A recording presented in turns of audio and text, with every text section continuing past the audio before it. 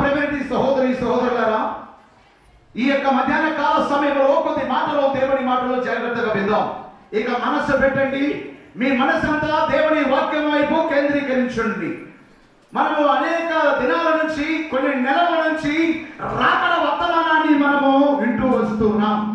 ప్రభు రాకడ అతి సమీపముగా ఉన్నది, దానికి అన్ని విధాలుగా మనము సిద్ధపడి ఉండాలని చెప్పి, ఎప్పుడు రాకడ వచ్చినా ఆ రాకడలో ఎత్తబడటానికి అన్ని విధాలుగా వేగిరముతో దాన్ని ఎదుర్కోవడానికి సిద్ధపడి ఉండాలని చెప్పి అనేక విషయాలు మనం తెలుసుకుంటూ వస్తున్నాం. 7 మంది దేవదూతలు బోరలు ఊదుతారని, ఆ 7 మంది దేవదూతలు బోరలు ఊదినప్పుడు ఒక్కొక్క దేవదూత బోర ఊదగా ఏమేమి సంభవించబోతుందో అనేక విధాలుగా తెలుసుకుంటూ వచ్చాం. మొదటి దేవదూత బోర ఊదినప్పుడు భూమి అనగా నాశనం అవుతుందని, భూమిలో 3 భాగాలు నాశనం అవుతుందని తెలుసుకున్నాం. అలాగనే రెండవ దేవదూత బోర ఊదినప్పుడు సముద్రంలో ఉన్నటువంటి నీళ్ళని రక్తముగా మారి జలశరాలన్నీ చనిపోయి అన్ని విధాలుగా ఆ యొక్క దానికి ఆ చేదు నీరుగా మారి అనేకులు చనిపోతారని తెలుసుకున్నాం. అలాగనే మూడవ దేవదూత బోర ఊదినప్పుడు జలధారాలన్నీ కూడా చేదుగా మారి అది తాగిన వాళ్ళు 3వ భాగం చచ్చిపోతారని చెప్పి తెలుసుకున్నాం. నా ప్రియమైన వారలారా, 3 బోరల గురించి మనము తెలుసుకున్నాం. ఇప్పుడు 4వ దేవదూత బోర ఊదగా ఏమి సంభవించబోతుందో జాగ్రత్తగా మనం విందాం. ఒకసారి దేవునికి స్తోత్రాలు చెల్లిద్దాం. హల్లెలూయా, హల్లెలూయా, హల్లెలూయా. చదువుకుందాం. 4వ దేవదూత బోర ఊదగా ఏమి సంభవించబోతుందో ప్రకటన గ్రంథము 8వ అధ్యాయము 12వ వచనాన్ని మనం ఒకసారి చదువుకుందాం. బయట పెట్టుకొని చదువు. 4వ దూత బోర ఊదినప్పుడు సూర్య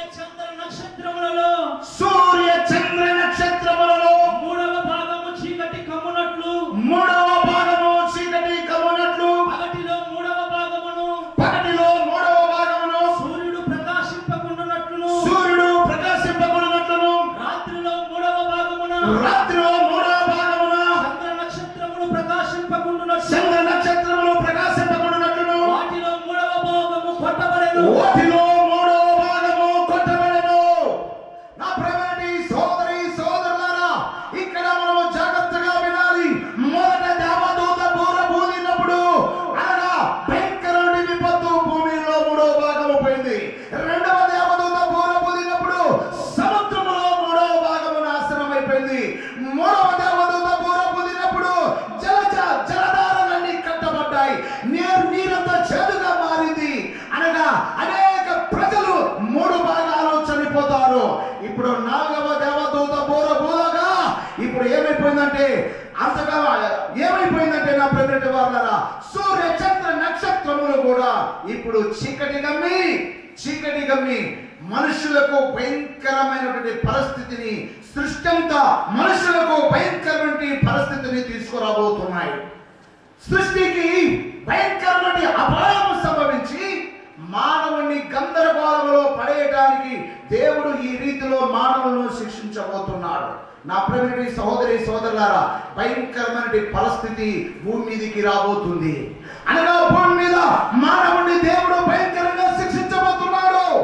అనగా దేవుని రాకలో ఎవరైతే ఎత్తబడక, ఎవరైతే విడవబడతారో, యేసుకు దూరంగా ఉన్న వాళ్ళు, దేవుని నమ్మని వారు, నామకర్త భక్తులు ఉన్న వాళ్ళు, వీరంతా విడవబడతారు. విడవబడిన తర్వాత పరిస్థితి, భయంకరమైన పరిస్థితి ఆ మానవుడికి సంభవించబోతుంది. అది మనం చూడకుండా ఉండాలంటే ప్రభు రాకడలో మనం ఎత్తబడే వారముగా ఉండాలి. హల్లెలూయా, హల్లెలూయా. మనం చదివినట్లయితే 50 గ్రంథంలో మనం చదువుదాం. 2వ అధ్యాయము 31వ వచనాన్ని ఒకసారి మనం చదువుకుందాం. 50 గ్రంథము 2వ అధ్యాయము 31వ వచనాన్ని ఒకసారి మనం చదువుకుందాం. చదవండి ఒకసారి.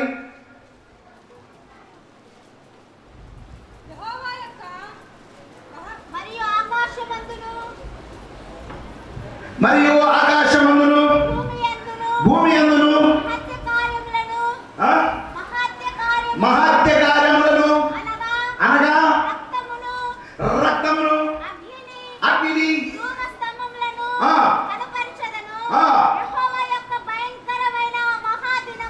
యెహోవా భయంకరమైన మహాదినము రాకముందు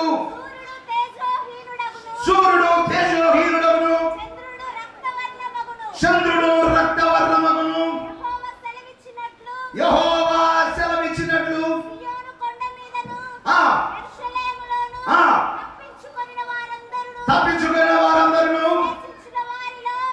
శేషించిన వారిలో చాలు చాలు చాలు. నా ప్రియమైన వారులారా, భయంకరమైనటువంటి పరిస్థితి ఈ యొక్క భూమి మీద మానవుని శిక్షించుటకు దేవుడు అనేక విధాలుగా ఎంతో మంది ప్రవక్తలను పంపి ప్రవక్తల ద్వారా ఈ ప్రవచనాలు పలికించి ఆ ప్రవచనాలను ఇప్పుడు నెరవేర్చుటకు ఆ సమయాన్ని ఆసన్నముగా చేశాడు. ఆసన్నమైపోయాయి. ఎంతో మంది ప్రవక్తలు ప్రవచించారు. ఆ ప్రవచించిన ప్రవచనాలు ఈ కడవరి దినాల్లో ఇప్పుడు అవి నెరవేరబోతున్నాయి. కాబట్టి భయంకరమైన పరిస్థితి భూమి మీద మానవునికి సంభవించబోతుంది. యావేలు ప్రవక్త ద్వారా ఆయన పలికించాడు, సూర్యుడు చీకటిగా పోతాడు, చంద్రుడు రక్తవర్ణముగా మారిపోతాడని. ఇటీవల శాస్త్రజ్ఞులు కనిపెట్టిన మాట ఏమిటంటే చంద్రమండలం గురించి అన్ని విధాలుగా పరిశోధన చేస్తే చంద్రమండలంలో నుంచి అనగా చంద్రమండలంలో ఒక భాగములో కొంత రక్తము ప్రవహిస్తూ ఉందంట. చంద్రమండలంలో ఆ యొక్క శాస్త్రజ్ఞులు కనుగొన్నది ఏమిటంటే రక్తము ప్రవహిస్తూ ఉందంట. దాన్ని పరిశోధిస్తూ ఉన్నారు. దానివల్ల కూడా మానవులకు వాళ్ళు పరీక్షించి చూస్తే ఆ పరిశోధనల వల్ల ఆ రక్త ప్రసరణ వల్ల చంద్రమండలంలో రక్తము ప్రసరిస్తున్న దానిని బట్టి మనుషులకు పక్షవాతాలు వస్తాయి అని చెప్పి కూడా పేపర్లో రాశారు. పక్షవాతాలు జబ్బులు అంటే బాగా ఎండలుగా ఉంది కదా అని చెప్పి మనము ఆరు బయట బాగా ఎండల కోసం వేసుకుంటాం కదా, దానివల్ల దేవుని కృప లేకపోతే దానివల్ల ఏమైందంట, ఆ రక్త ప్రసరణ వల్ల రక్తము ప్రవచించడం వల్ల ఆ చంద్రమండలంలో దాన్ని బట్టి ఇప్పుడు మానవులకు పక్షవాతాలు వస్తున్నాయని ఆ శాస్త్రజ్ఞులు రాశారు. అందుకనే బయట పండుకునే వాళ్ళు దోమతెర పెట్టంటే డైరెక్ట్ ఇది కాకుండా దాన్ని దోమతెరతో మనము అంటే నిద్రించినప్పుడు ఆ నిద్రలో మనం ఇదైనప్పుడు డైరెక్ట్ ఆ ఎండల అనేది కాకుండా ఆ దోమతెర అడ్డు ఉండడం వల్ల మనిషికి సేఫ్టీ. దేవునికి స్తోత్రం, హల్లెలూయా. కానీ దేవుని కృప ఉంటే ఏమీ కాదు. ఎందుకంటే బైబిల్ చెప్తుంది, నీ ప్రకారం 1000 మంది పడినను నీ కుడి ప్రకారం 10,000 మంది కూలినను అపాయము నీ యొద్దకు రాదు. హల్లెలూయా, హల్లెలూయా. అంటే ఇక్కడ చెప్పిన మాట ఏమిటంటే సూర్యుడు తేజోహీనుడవుతాడు, చంద్రుడు ఎరుపవుతాడు. చంద్రుడు ఎందుకు ఎరుపవుతున్నాడు?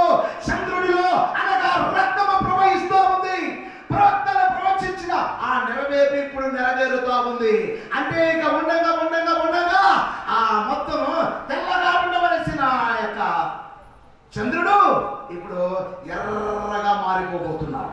దేవునికి స్తోత్రం, హల్లెలూయా. భయంకరమైనటువంటి పరిస్థితి మానవుని శిక్షించుటకు దేవుడు భూమి మీద పెట్టబోతున్నాడు. అందుకనే బైబిల్లో రాయబడింది మరొక మాట. యెషయా గ్రంథం 13వ అధ్యాయం 10వ వచనాన్ని ఒకసారి మనం చదువుకుందాం. యెషయా గ్రంథము 13వ అధ్యాయము 10వ వచనాన్ని ఒకసారి తీయండి. ఆకాశ నక్షత్రములను నక్షత్ర రాశులను తమ వెలుగును ప్రకాశింపనీయవు. ఉదయకాలమున సూర్యుని చీకటి కమ్ముతుంది, చంద్రుడు ప్రకాశింపడు. కారణం ఏమిటి అంట? మానవుని యొక్క చెడుతనాన్ని బట్టి. దేవునికి స్తోత్రం, హల్లెలూయా. అంటే నా ప్రియమైన వారులారా, భయంకరమైన పరిస్థితి భూమి మీద రాబోతుంది. దీన్ని ఎవరు ఆలోచించడం లేదు, ఎవరు దీన్ని మనసున పెట్టడం లేదు. అందుకే నేను బైబిల్లో నుంచి తీసి మీతో చెప్పే మాటలు ఏమిటంటే జరిగిపోయినాయి కాకుండా ఏమి జరగబోతున్నాయో నేను మీకు చెప్పబోతున్నాను. చెప్పకుండా ఒకసారి ఏమి జరగబోతున్నాయో చెబుతాను. మనము చెప్పినట్లుగా ఏమి చెబుతున్నామో అవే జరగబోతున్నాయి. ఇక నుంచి మీరు నీళ్ళ కూడా ఇబ్బందులు పడతారు. దేవునికి స్తోత్రం. ఇప్పుడు దాకా నీళ్ళంటే లెక్క చేయకుండా చెప్పిండ్రుగా బాగా పొలాలు నీళ్లు పోతున్నాయి, ఏమి లెక్క చేయలేదు కదా.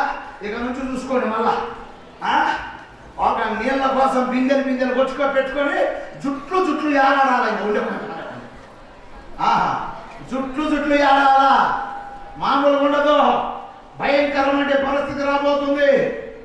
కానీ దేవుని నమ్మనటువంటి మనకు దేవుడు అన్ని విధాలుగా అన్ని సమృద్ధిగా ఇచ్చునుగాక.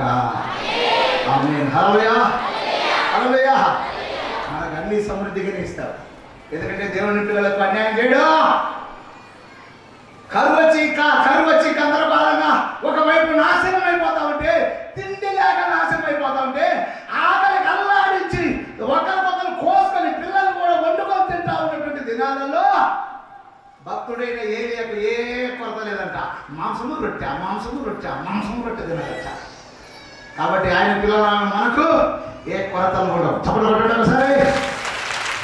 విశ్వసించిన వారు ఒకసారి చెప్పండి. విశ్వసించండి నా ప్రేమైన వాళ్ళ. ఎందుకంటే ఆయన పిల్లలు భక్తుడిని కీర్తనకారుడు అంటారు. సింహ పిల్లలైన ఆకలి ఉండొచ్చునేమో కానీ నీ పిల్లలు మాత్రము ఆకలితో అలమటించరు అంటారు. ఎందుకంటే ఎంత కరువు వచ్చినా కాటకం వచ్చినా దేవుడు తన బిడ్డలకు ఏదో ఒకవైపు మొయ్యబడితే మరొక వైపు సహాయాన్ని అందిస్తూనే ఉంటాడు. హల్లెలూయా, హల్లెలూయా. కాబట్టి నా ప్రియమైన సహోదరి సోదరులారా, భయంకరమైన పరిస్థితి భూమి మీద మానవుడికి సంభవించబోతుంది. నాలుగవ దేవదూత బూర ఊదినప్పుడు ఇదిగో సూర్య చంద్ర నక్షత్రములు మూడవ భాగము ఏమైపోతాయంట?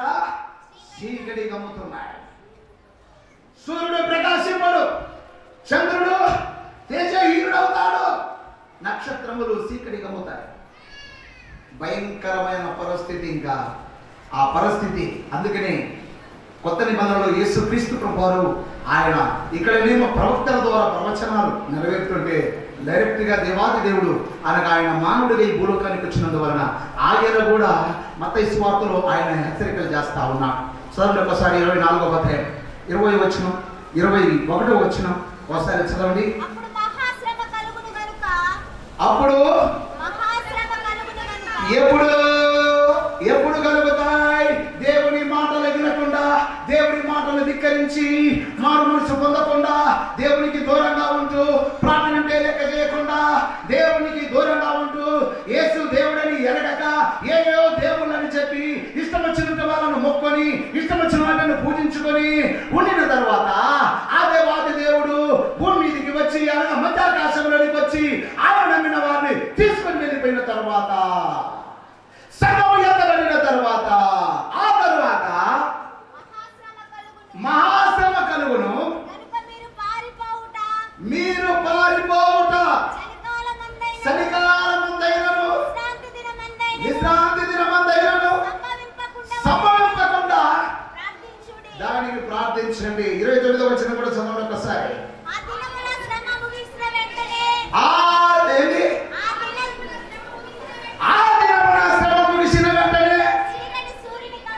ఒరే బాబు మైకు పెట్టుకుని చీకటి సూర్యుని కమ్మును, చంద్రుడు కాంతినీయడు, ఆకాశము నుండి నక్షత్రములు రాలును, ఆకాశమందు శక్తులు కదిలింపబడును, ఇప్పుడు మనుష్య కుమారుని సూచన, మనుష్య కుమారుడు యొక్క సూచన ఆకాశమందు కనబడుతుంది. మనుష్య కుమారుడు ప్రభావముతోను మహామహిమతోను ఆకాశ మేఘారూఢుడై వచ్చుట చూసి భూమి మీద ఉన్న సకల గోత్రముల వారు రొమ్ము కొట్టుకొందురు. చాలు అప్పుడు కొట్టుకుంటారు. అయ్యో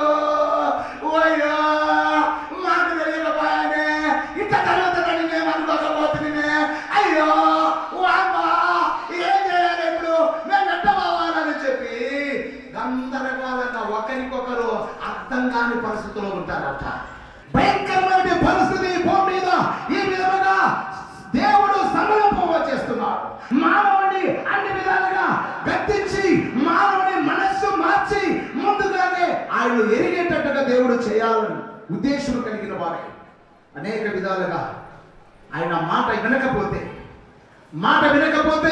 దేవుని మాటను వినకపోతే, దేవుని నమ్మకపోతే, యేసు ప్రభువును నమ్మకపోతే అనేకమైన పరిస్థితులు మానవుడికి సంభవించేటట్లుగా దేవుడు చేస్తా ఉన్నాడు. నా ప్రియమైన సహోదరి సోదరులారా, మహాభయంకరమైన ఉగ్రత భూమి దిగి రాబోతుంది.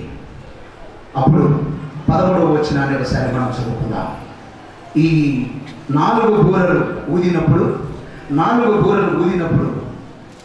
జరిగిన సంభవాన్ని గురించి మరియు నేను చూడగా, ఒక్కసారి దాని సన్నివేశాన్ని ఒకసారి చూద్దాం. ఒక్కసారి అందులో నుంచి దాన్ని చూపించి నేను మరలా వెళ్ళిపోతాను. ఒక 5 నిమిషాలు అందులో నుంచి చూపించి 4వ దేవదూత బూర ఊదగా ఏమి సంభవించబోతుందో దాన్ని నేను ఇప్పుడు మీకు వివరించబోతున్నాను. ఒకసారి దాన్ని చూడండి.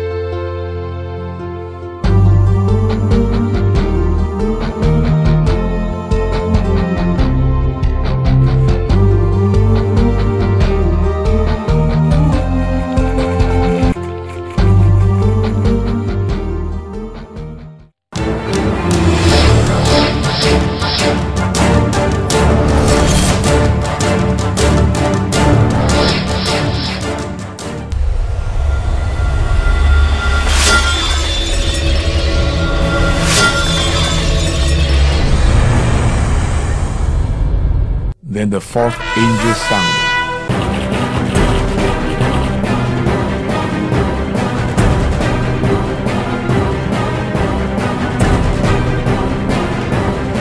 నాలుగవ దూత బూర ఊదినప్పుడు సూర్య చంద్ర నక్షత్రములలో 3వ భాగము చీకటి కమ్మునట్లును, పగటిలో 3వ భాగమున సూర్యుడు ప్రకాశింపకుండునట్లును, రాత్రిలో 3వ భాగమున చంద్ర నక్షత్రములు ప్రకాశింపకుండునట్లును వాటిలో 3వ భాగము కొట్టబడెను.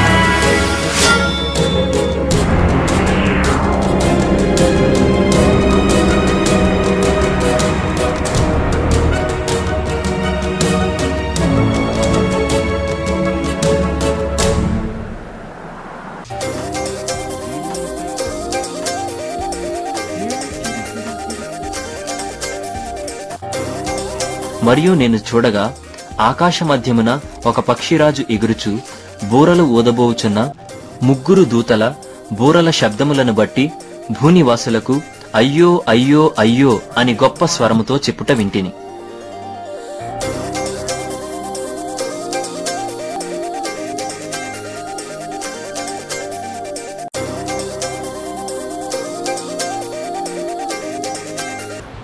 నా ప్రియమైనదిగా సోదరి సోదరులను, ఇప్పుడు చూసి మీకు సరిగా కనపడకపోవచ్చు. ఆఖరిన నేను ఒక పక్షిరాజును చూశాను.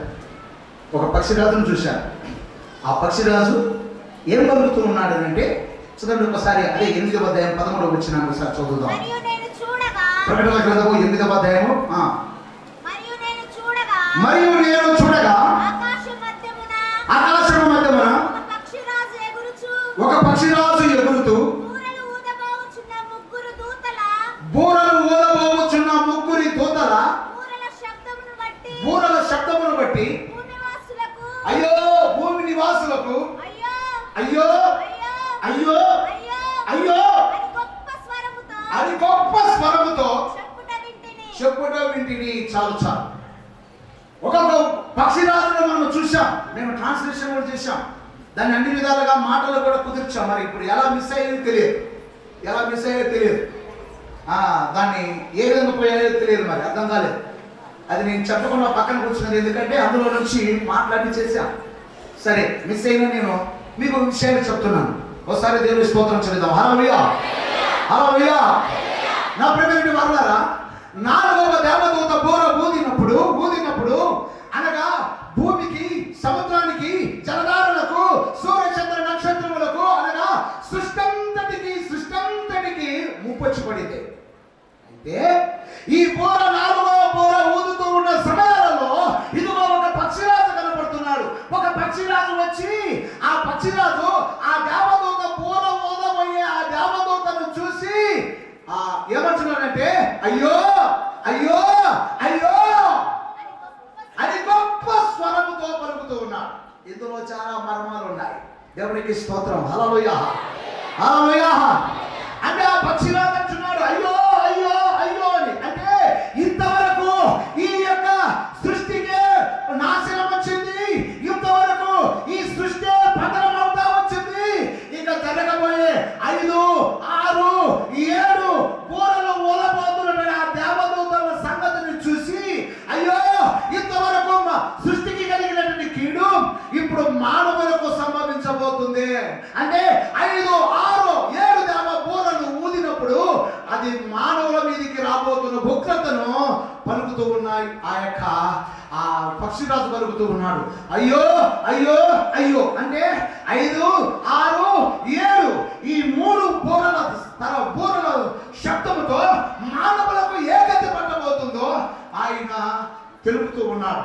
నా ప్రియమైన సహోదరి సోదరులారా, అందుకనే అక్కడ అయ్యో అయ్యో అయ్యో అని ఒక పక్షిరాజు పలుకుతూ ఉన్నాడు. ఒక పక్షిరాజు ఆ ఊదుతున్న దేవదూత ఊదుతున్న ఆ బూరను బట్టి పక్షిరాజు పలుకుతున్న మాట అయ్యో అయ్యో అయ్యో అంటున్నాడు. నా ప్రియమైన సహోదరి సహోదరులారా, ఈ 3 కేకలు భయంకరమైన అయ్యో అయ్యో అయ్యో. కారణం ఏమిటంటే ఈ 4 దేవదూతలు ఊదినప్పుడు అంత సృష్టికే కలిగాయి. భూమికి కలిగాయి, సముద్రానికి కలిగాయి, ఆకాశ నక్షత్రములు కలిగింది, జలధారలకు కలిగింది, అంత సృష్టికే కలిగింది నాశనం. కానీ ఈ 4 బూరల తర్వాత 5, 6, 7 బూరలు ఉన్నాయి. ఈ 3 బూరలకు మానవులకు ఏ గతి పట్టబోతుందో ఆ యొక్క పక్షిరాజు అందుకనే అయ్యో అయ్యో అయ్యో అని పలుకుతూ ఉన్నాడు. నా ప్రియమైన సహోదరి సోదరులారా, ఆ 5, 6, 7 బూరల సంగతి వచ్చే వారం నుంచి మనం తెలుసుకుంటాం. ఇంతవరకు సృష్టికి కలిగింది కాబట్టి ఏం మనకు అంత అనిపించదు. భూమి పోతే పోయిందిలే, 3 భాగాలు పోతే ఒక భాగం మనం ఉండమా అనుకోవచ్చు. లేకపోతే నీళ్ళు 50 సేదైతే మనకేం బాగానే ఉంటాయి కదా అనుకోవచ్చు. ఇట్లా రకరకాలుగా సూర్యచంద్ర నక్షత్రాలు అవి తేజోహీనుడైపోయి చీకటి కమ్ముతుందంటే మొత్తానికి ఎక్కడో కమ్ముతుందిలే, మనకేమో ఒక భాగంలో మనం ఉంటాములే అని అనుకోవచ్చు. కానీ ఈ విధముగా 4 బూరల తర్వాత 5, 6, 7 బూరలలో ఊదబోతున్నటువంటి దేవదూతలను బట్టి ఆ పక్షిరాజు అయ్యో అయ్యో అయ్యో అని ప్రకటన చేస్తున్నాడు. అంటే మనుషులకు ఎంత ప్రమాదం రాబోతుంది, మనుషులకు ఎంత పరిస్థితి రాబోతుంది, మనుషులు ఎందుకు ఈ విధంగా దాన్ని తప్పించుకోలేకపోతున్నారు. అయ్యో, భూమి మీద ఉన్న మానవుడికి ఎంత శ్రమ, భూమి మీద విడవబడిన మానవుడు ఎంత అగసాట్లు పడబోతున్నాడు. అలాంటి వాడు పుట్టకుండానే బాగుండి అన్నటువంటి రీతిలో ఆ పక్షిరాజు పలుకుతూ ఉన్నాడు, అయ్యో అయ్యో అయ్యో. నా ప్రేమ సహోదరి సోదరులారా, ఎందుకంటే యారైనా ఒకసారి కేకేస్తే అయ్యో అంటే దాని అర్థమైంది, అదేదో ఒక భయంకరమైన విపత్తు జరిగింది అని దాని అర్థం. రైతులో అలా అంతేనా కాదా?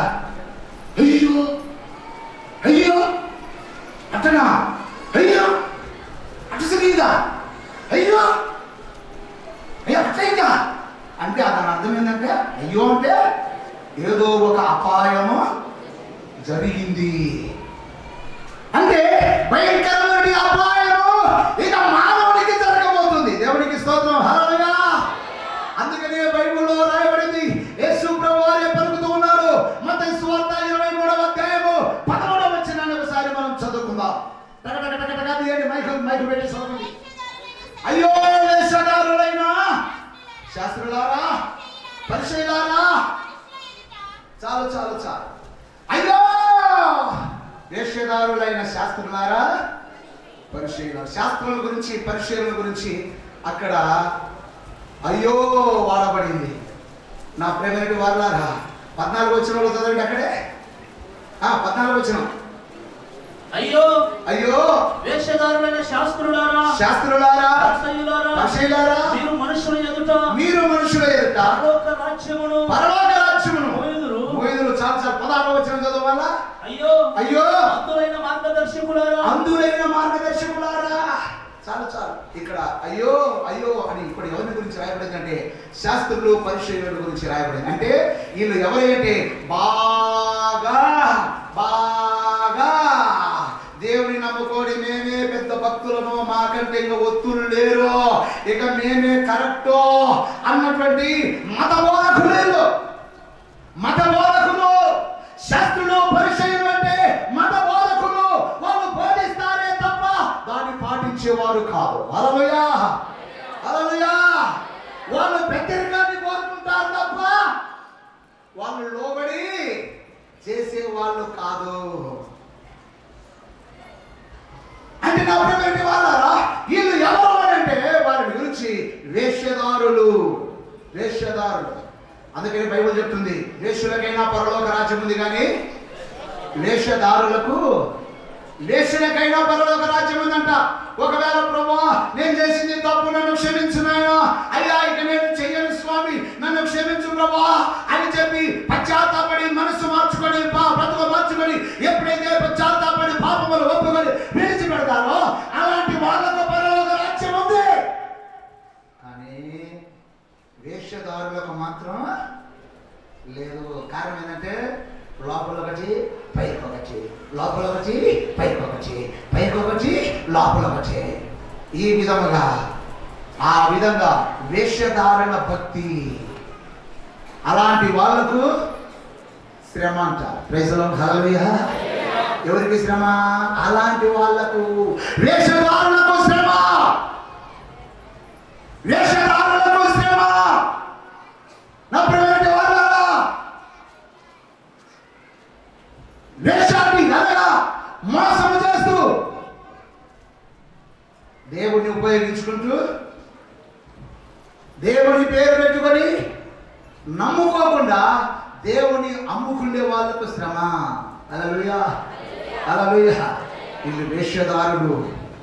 అయ్యో వేషధారులైన శాస్త్రులారా, పరిచయులారా అని రాయబడింది. ఏలో భయంకరమైన శ్రమ, అలాంటి వాళ్ళకు శ్రమ. ఆ బోర పోయినప్పుడు ఆ పక్షిరాజు అంటాడు అయ్యో అయ్యో అయ్యో అనగా, అయ్యో అనగా అయ్యో ఈ మానవుడికి శ్రమ, భయంకరమైన శ్రమ. ఎవరికి? ఏ మానవుడికి? వేషధారుడికి. ప్రజలు హల్లెలూయా. యేసునందు సగము అడు కూర్చో, దాని మీద కూర్చో, దాని మీద కూర్చో, దానికి పెట్టే ఉంచాం. యేసునందు సగము యేసునందు సగము మరి వేరుగా సగము జీవితమంతా సగము సగము సేవి సగము యేసునందు సగము మరి వేరుగా సగము జీవితమంతా సగము సగము సేవి సగము ఆసనంటే ఇష్టం మరి బాప్తిసం అంటే కష్టం ఆసనంటే ఇష్టం మరి బాప్తిసం అంటే కష్టం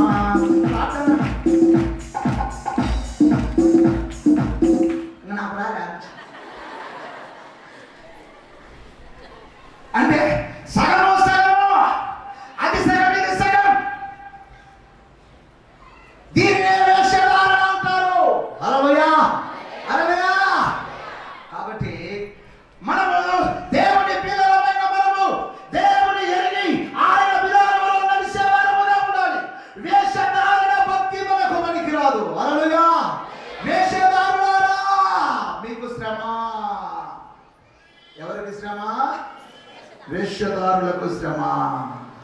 మత్తయి సువార్త 11వ అధ్యాయం 21 వచ్చిన సరే మనం చదువుకుందాం. ఎందుకంటే నాకు టైం వెళ్ళిపోతుంది. అయ్యో అయ్యో కొరాజీనా, అయ్యో కొరాజీనా, అయ్యో అయ్యో బెత్సయిదా, బెత్సయిదా, మీ మధ్యలో చేయబడిన అద్భుతములు తూరు సీదోను పట్టణములలో చేయబడిన ఎడల ఆ పట్టణము గలవారు పూర్వమే గోనెపట్ట కట్టుకొని మారు మనసు పొంది ఉండేదారు. దేవునికి స్తోత్రం. హల్లెలూయా. వారు బాగుపడేదరే. అయ్యో కొరేజీనా అంటే వీళ్ళు ఎవరంటే ఈ కొరేజీనా వాళ్ళు దేవుడు చేసే అద్భుతాలు, దేవుడు ఎన్నో అద్భుతాలు వారి మధ్యలో చేస్తే శానలే అని చెప్పి దెబ్బకు తీసుకుంటున్నారట. అంటే అద్భుతాలు దేవుడు చేసే స్వస్థతలను నమ్మని వారు. హల్లెలూయా. అంటే ఈ కొరేసిన వాళ్ళు ఎవరంటే దేవుడు చేసే అద్భుతాలను నమ్మని వారు. దేవుడు అంటే స్వస్థపరుస్తాడంటే నమ్మని వారు. ఈనాడు కూడా చాలా మంది క్రైస్తవులలో దేవుడు నమ్ముకున్న వాళ్ళలో దేవుడు స్వస్థపరుస్తాడంటే నమ్మడం లేదు. అంటే వాళ్ళందరూ ఎవరంటే కొరేసిన వాళ్ళతో సమానం. హల్లెలూయా. అంటే స్వస్థతలు నమ్మని వారు. భాషలు నమ్మరు, స్వస్థతలు నమ్మరు, ఆత్మను నమ్మరు.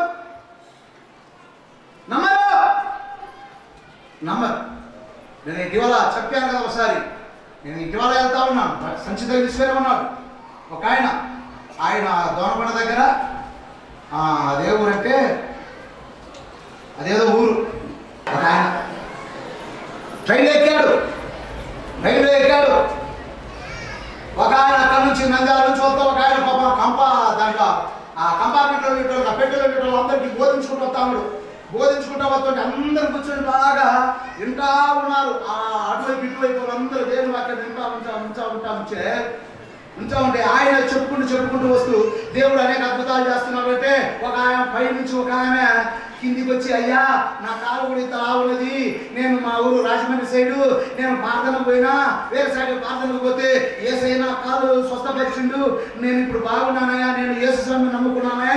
ఆయన కూడా దిగొచ్చి చెప్పింది పై నుంచి కిందికి వచ్చి. ఈ సంచిత తీసుకున్నాడు,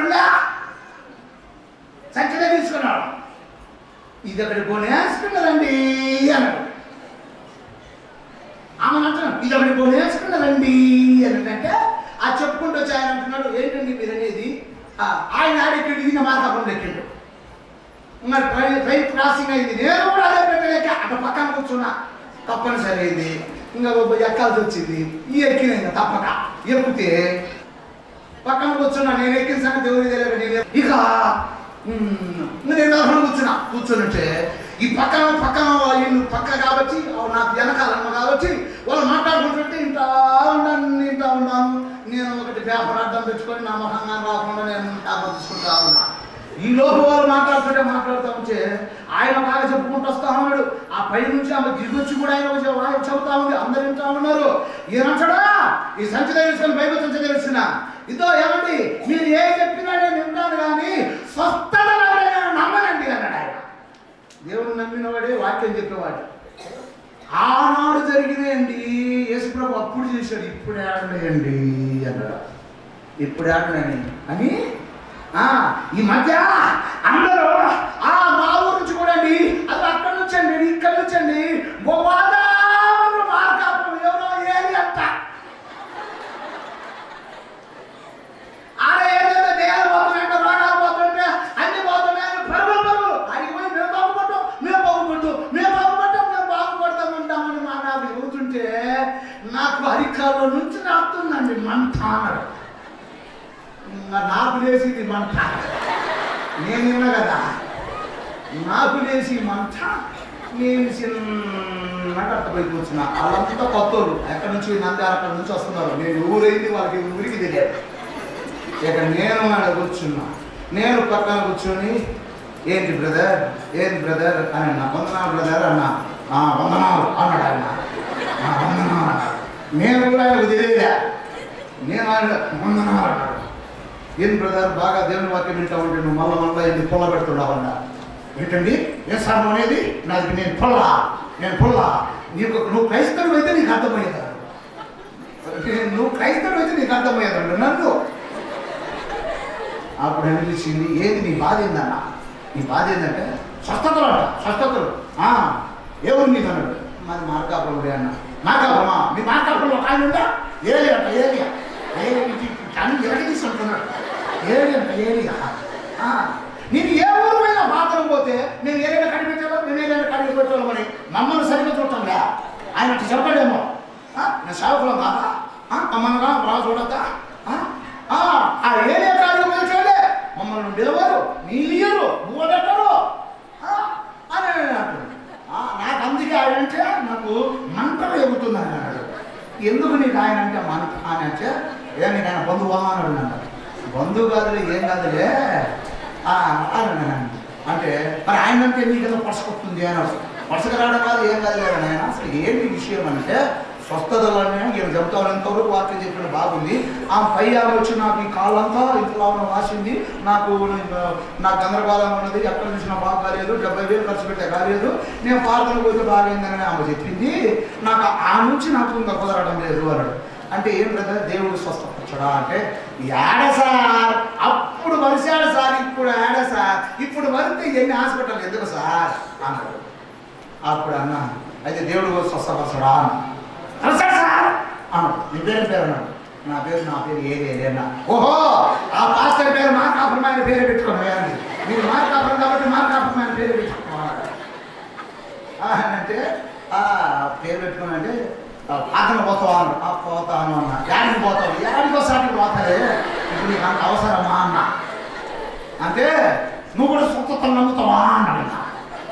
నువ్వు కూడా స్వస్థతలు నమ్ముతావా అని అరిక మీరు మాట్లాడుకుంటా వేరే గజ్జల కొండ వచ్చి నేను అప్పుడు స్వస్థత నమ్ముతా అంటే నేను నమ్ముతాను బ్రదర్ అన్న. ఎట్టా అన్నాడు.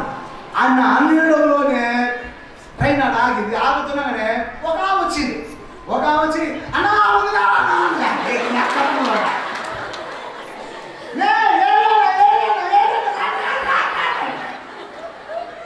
అంబటి ఒక 8 మంది దాకా వచ్చాయి. అన్నారుగా నాకు దగ్గర వచ్చి నేను 10 ఏరియా కాదు కదా అన్నాడు. నేను కాదులే, నేను కూడా 2 మాటలు ఏమన్నా దేవుడికి మీలాంటి వాళ్ళు పిలిస్తే అక్కడ వాక్యం చదువుతుంటాను అని అన్నా. అంటే అదే వీళ్ళందరూ నేను ఎక్కుతుంటే అన్నాడు. అందరి పొందనా చెప్పి వాళ్ళంతా కూర్చుండక్క అన్న. వాళ్ళ దగ్గర కూర్చోబెట్టుకున్నాక నాకు చూసి చూసింది. ఇది చూశాక ఇంకా నాకు వీళ్ళు వచ్చి కూర్చున్నారు కదా, ఇంకా పైన ఆగింది. ఇంకా ఇప్పుడు చెప్పండి బ్రదర్, సరే వాళ్ళ సంగతి ఏంటి చెప్పండి బ్రదర్ అని అన్నా. అంటే స్వస్థత నమ్మను బ్రదర్. నమ్మనంటే బ్రదర్ నేను ఒక విషయం చెప్తా. ఏం చెప్పాను? నువ్వు దేవుడు స్వస్థపరచడం అంటున్నావు కదా అని అంటే అవును బ్రదర్ అన్నాడు. ఇదిగో మా ఊళ్ళో ఒక కుంటే ఆయన నేను తీసుకొస్తా. ఆయన ఈయన ఆర్థం చేసి ఈయన నడిచిందంటే నేను బైబిల్ పక్కన పెట్టి నా సేవే చేయనన్నాడు. నేనన్నా ఊరెక్కిచ్చోడా, మీ ఊరికి పోయి ఏ ఊరి మీద అన్నా కోనపల్లి అన్నాడు. మీ ఊరికి పోయి కుంటే ఆయన తీసుకొచ్చేదానికంటే ఈ కాలు ఆడబెట్టన్నా కాలు పెట్టు అన్న. అంటే ఇక్కడ కూర్చుని మీద ఎడగొచ్చినది కదా బెంచ్ మీద అప్పలకు పెట్టు అన్న. ఎందుకు అని పెట్టు చెప్తానన్న. పెట్టిండు. పెట్టాక అట్టనే ఉండని చెప్పి పైకి ఎక్కిన. ఏది ఎక్కుతున్నావు నన్ను కొట్టుకున్నాడు అంటే కాలు కొడతానన్న. ఇంకా కాలు కొడతాను అంటే ఓ కాదు నా కాలు కొట్టుకున్నా. ఇప్పుడు ఈయన నీ కాలు ఎరగొట్టి స్వస్థపరచకపోతే అప్పుడు అడుగుతాను ఇది నా కాలు ఎరగొట్టి స్వస్థపడతావా? అవును, కాలు ఇప్పుడే ఎరగొడతా. మీ ఊరు పోయి ఆమె తీసుకొచ్చేదాన్ని నీ అన్నగాన్న. ఇప్పుడే ఎరగొట్టా, ఇప్పుడు ఎరగొడతా, నేనే ఎరగొడతా, నేనే బాగా చేస్తా, కావాలని చూడన్నా అన్నారుగా. నా బోర దేవుడు చేస్తాడు. ఇప్పుడే ఎరగొట్టి ఇప్పుడే బాగా చేపిస్తా. యేసు బాగా చేస్తాడు అని అంటే తీసి అసలు ఎవరు అను వాళ్ళు ఆయన ఎవరు అనుకుంటున్నారు అంటే ఏది అన్న మార్పం ఏది అన్నా మనోడిన సప్పడి అప్పుడు ఇది అప్పుడు ఆమె చెప్పకొచ్చింది. అయ్యా నువ్వేమన్నా ఆయన అంటున్నావు అప్పుడు చెప్పింది అనమాట. ఆమె గజపండ ఆమె అట్లట్టున్నది. ఆమె పిల్లి బీగం కండలేదు అంటే కండే లేదు, కండే లేదు, అన్ని నమ్మకాలే అనమాట. ఆమె తొడ ఇదిగో నా మణి కట్టుమోయిన ఇంత మోయిన ఉంది అనమాట. ఇంత మోయిన ఉంటుంది అంతే. నా మణి కట్టుమోయిన అంతే ఉంటుంది. అచ్చం నమ్మకలే ఏమి అన్నీ నమ్మకం ఉన్నాయి అనమాట. ఆమె చచ్చిపోవాలని చెప్పి వాళ్ళ కొడుకు ముహూర్తం పెళ్లి ముహూర్తం పెట్టుకున్నారు. ఆమె చచ్చిపోలేదు, ఆ పెళ్లి ముహూర్తం ఇది కావడం లేదు. వాళ్ళు పెళ్లి పెట్టుకోవాలంటే ఆమె చచ్చిపోద్దని అనుకైతుందేమని చెప్పి పెట్టుకోకుండా అట్లా ఆ బతుకుతానే ఉంది సావకుండా. ఇంకా అప్పుడు నేను వాళ్ళూరులో ప్రార్థన పెట్టినప్పుడు ఆమె మంచం ఎత్తుకుని వచ్చారు. నలుగురు ఆడి రత్తకు వచ్చినట్టు తీసుకొచ్చి నా కాడ పెట్టిండ్రు. ఆమె కోసం ప్రార్థన చేస్తే 11 దెయ్యాలు వచ్చినాయి ఆమెలో నుంచి.